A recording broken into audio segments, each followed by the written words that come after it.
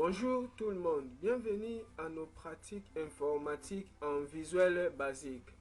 C'est votre collègue de l'ISC, président Rad Kalonga, du groupe d'études Les Scientistes de la recherche scientifique.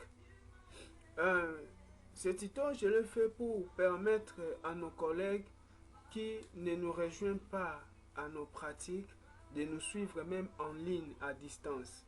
Parce que pendant ce moment de confinement, on ne peut pas rester bras croisés, de peur de tout perdre et d'être conflit lors de la reprise du cours. Alors voici notre toute première leçon. Voici notre toute première leçon. Ce que nous avons appris. Alors, nous allons commencer par, nous sommes les informaticiens et à l'introduction, qu'est-ce qu'on a dit? Comme l'informatique étant la science du siècle révolutionnaire, marquée par les développements technologiques, alors le succès du dit développement est aussi tributaire à la programmation, qui est ligne de ces branches. C'est-à-dire, pourquoi dit-on que l'informatique étant la science du siècle révolutionnaire? C'est-à-dire, l'informatique évolue du jour au jour. L'informatique n'a jamais été archaïque. C'est pour cela qu'on lui dit que non, il est la science du siècle révolutionnaire et marqué par le développement technologique. C'est-à-dire, tous les jours, on est en train d'inventer des appareils qui nécessitent de l'informatique. Voilà. Maintenant, nous sommes les analystes programmeurs. Alors, la programmation est notre branche que nous avons choisie, une branche de l'informatique. Parce que l'informatique a plusieurs branches. Il y a les réseaux, il y a la maintenance, il y a les robotiques, il y a, que dis-je encore, la cyberdéfense, il y a l'intelligence artificielle, tout ça. Et chacun a sa branche qu'il a choisie. Mais nous, notre branche, c'est la programmation. Alors, nous devons en comprendre les mécanismes. Donc, comprendre les mécanismes de la programmation, les règles de base et les composants de manière à les combiner. Ici, je suis juste en train d'énumérer les points théoriques que vous allez vous efforcer à la maison à lire. Alors, pour devenir un programmeur, il faut savoir ces notions. C'est quoi la programmation? Donc, je crois vous avez déjà les notes qui parlent de la programmation. Allez lire et comprendre c'est quoi la programmation. Deuxième point, différentes sortes de la programmation, telles que la programmation linéaire et la programmation orientée objet. C'est-à-dire, en programmation, nous avons deux sortes de programmation. Il y a la programmation linéaire, c'est la programmation qui se développe en mode console. C'est-à-dire, là-bas, il n'y a que des codes. Et la programmation orientée objet, c'est la programmation qui s'implémente à travers d'une interface graphique. Alors, je pense aussi vous avez ces notes à la maison. Mais tout au long de notre pratique, je vais expliquer l'une après l'autre. 3. Les différents langages de programmation tels que Delphi, Visual Basic, C#, Java, Pascal, Basic, COBOL. Donc, étant un analyste programmeur, vous êtes censé connaître tous les langages de programmation. Alors, on ne peut pas tout apprendre sciemment. Nous devons commencer quelque part pour arriver aussi quelque part. Alors, pour aujourd'hui, ce qui nous intéresse, c'est les Visual Basic. Alors, nous commençons avec le Visual Basic. Chapitre 1, le Visual Basic. Par définition, le VB.NET est un langage de programmation orienté objet qui est directement dérivé du basique, son ancêtre. Alors, je vais expliquer quelque chose ici. Pourquoi on a écrit le VB.NET? On lit les VB.NET. Les .NET ici représentent juste tous les composants qui nous permettent à réaliser les interfaces graphiques en Visual Basic. Vous voyez. Alors, les .NET ici, c'est une plateforme, donc c'est une entité d'une plateforme qu'on appelle Framework. Donc, on dit Framework.net, Framework.net. Alors, c'est un kit de composants, ensemble de composants qui nous permet de créer l'interface graphique en Visual Basic. Alors, on dit Le VB est dérivé directement du BASIC. BASIC, c'est l'ancêtre, c'est un langage ancêtre de Visual Basic. Auparavant, c'était les BASIC simples, c'est-à-dire on exécutait, on développait les applications, mais en mode console. Il n'y avait pas une interface graphique.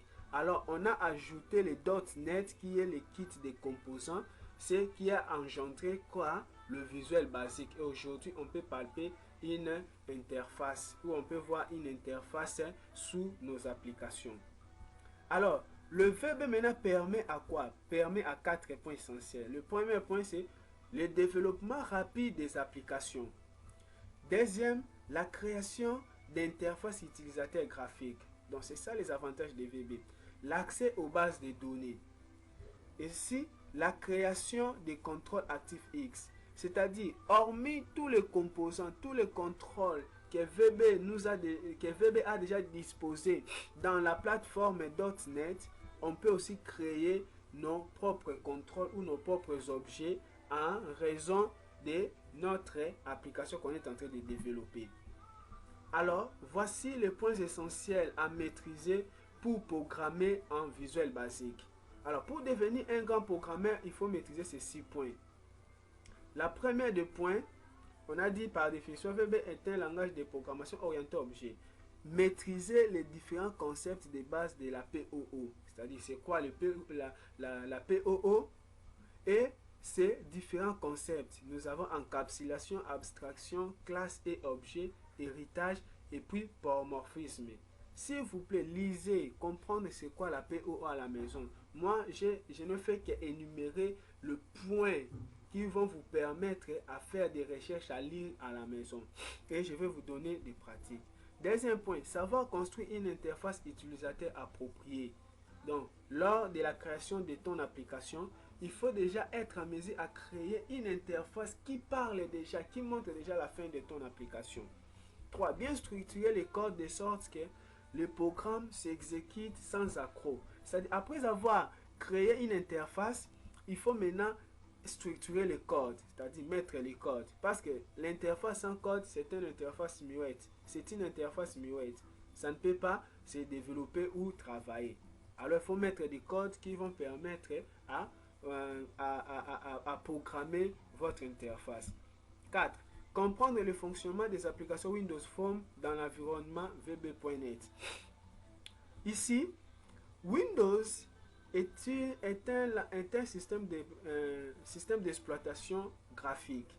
VB aussi, c'est un langage de programmation graphique. Alors, il faut maintenant comprendre comment fonctionnent les applications Windows Phone, mais dans l'environnement VB.NET. On va expliquer quand on va commencer à créer les applications. Maîtriser l'art du débogage, c'est-à-dire, vous pouvez implémenter votre application ou créer votre application ou développer votre application, mais au moment de l'exécution, il y a un message d'erreur par exemple. Là, il faut maintenant comprendre d'où vient cette erreur. Alors, il faut aller et déboguer et puis trouver l'erreur. Intégrer à vos applications la technique de base de données. C'est-à-dire, il y a plusieurs SGBD, c'est-à-dire les systèmes de gestion de bases de données. Nous avons Oracle, Access, Interbase, MySQL, ainsi de suite, j'en passe. Alors, quitte à vous d'avoir une connaissance, de comprendre comment maintenant connecter votre application VB.NET en ligne de ces SGBD. Alors, on va en parler. J'espère que c'est ça toute notre première leçon. Mais pour aujourd'hui, je ne peux pas vous laisser comme ça. Je vais juste utiliser ces 2 points. Je vais construire une interface utilisateur appropriée en créant une application simple. C'est-à-dire, nous serons en mesure de créer des applications de simples jusqu'aux applications complexes qui nécessitent la connaissance de bases de données. Mais pour aujourd'hui, je crée juste une application simple et vous familiariser avec l'interface utilisateur de Visual Basic et comment manipuler ces différentes propriétés. Et puis, structurer des codes. Donc, il faut me suivre dans la notion qui suit pour comprendre cette application. Voilà, c'est la fin. Ciao! Juste à vous donner le programme, c'est ça notre programme. Nous travaillons chaque jeudi et dimanche de 10h à 13h. Mais lorsque le confinement sera à la fin et que les activités ecclésiastes sont reprises, on va lever les dimanches pour chercher un autre jour. L'adresse est simple, limité 16e rue, quartier Motel Fikin, avenue Panou Makambo, numéro 12. Référence avenue Manila, numéro 50. C'est-à-dire, si vous descendez à 16e rue, vous entrez dans Motel Fikin, vous demandez avenue Manila, numéro 50, c'est parce que c'est une avenue qui est beaucoup connue. Arrivé à Manila, numéro 50, vous pouvez demander Panou Makambo, numéro 12, parce que nous sommes tout près, ou soit me contacter à ces deux numéros. Et je vais sortir vous prendre 082 75 68 068 et 090 313 44 98 à